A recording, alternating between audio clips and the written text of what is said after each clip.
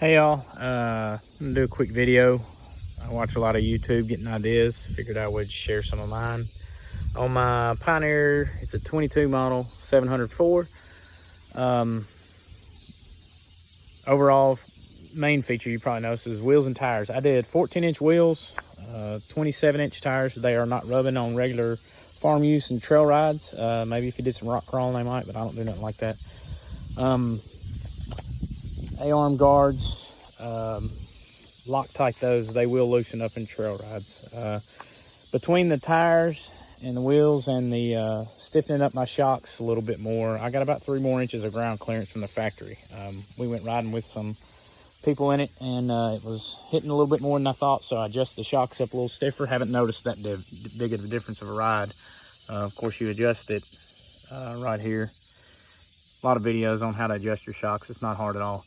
I did some stuff because I like keeping a lot of mud out of mine. I don't mud bog or anything like that, but just keeping normal farm use, cow manure and all that crap out of it.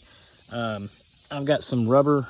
You buy a rubber roll of this stuff for like, I don't know, I can find the links where I bought it and put it on here later, but cut it to fit. It keeps a lot of the debris out from here. I did it along the frame as well in different places. Up under here, there's a big sheet of, that's hard plastic there, ABS plastic, I think is what they call it. I did that stuff to just kind of help keep a lot of the mud out from under it. And again, up here in the front, did a lot of it as well. This is the rubber here, just to block a lot of that. Zip tied it to it, and then this is plastic. It's been on here for about a year, so it's holding up good so far. I had this little screen from a seed spreader or something, but keep grass and stuff like that out.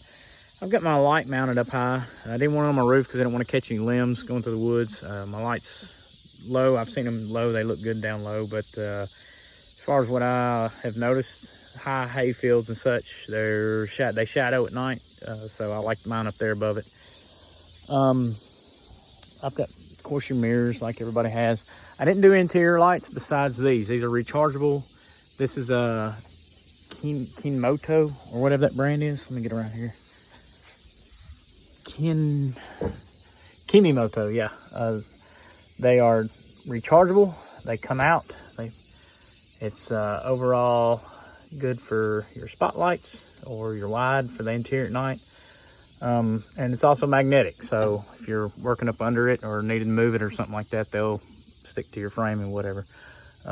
This is, again, a Kinimoto brand, but I also bought a 2-pack for a little bit cheaper than one cost, but it's for the back. I've got a heavy-duty bed liner in here. This is like 20 or 30 pound bed liner. This is one of my favorite features. When the seat's up, this fits behind your seat, right? But you have no storage. So your bed extenders, if you trail ride with folks, or just for normal farm use and stuff, very, very handy. This is a size stick. It is a little bit more costly than some of them I've seen. Folds down. This one you can still fold it down to get your dump use out of. I'm not going to be able to do this with one hand, but I'll give you the idea. I'm sure you can watch more videos on these, but it just hooks right there on your pins. Wasn't hard to install. It took me maybe 30-40 minutes to take. You got to take plastics off. Again, there's videos for all that, but when your seat's up, I mean, you can fit a huge cooler or toolboxes or whatever else, because your seat is way up here. So you have a good, gosh, 18 inches probably behind your seat. It's a good size. I put a 25-quart cooler behind it, and it fits perfect with room for another one, actually, probably. I've got mud buster fender wells on mine on the back. Keeps a lot of the mud off, as well as the front fender flares, which, watch a lot of videos, that will splash up. I put mine on before I even started driving it, but they say if they're not on there, you will get soaked as a passenger and driver. I've got just a simple radio, a little Boss. It's on a separate switch. That way, if I'm pedaling around, I can leave my radio on, standing next to it without leaving my key on. Everything else operates when the key's on. My rear lights, I've got rock lights, very handy for night when you're getting out in the woods, keep you from stepping in a hole or a snake. USB port added later. This was a whole setup here besides the switches.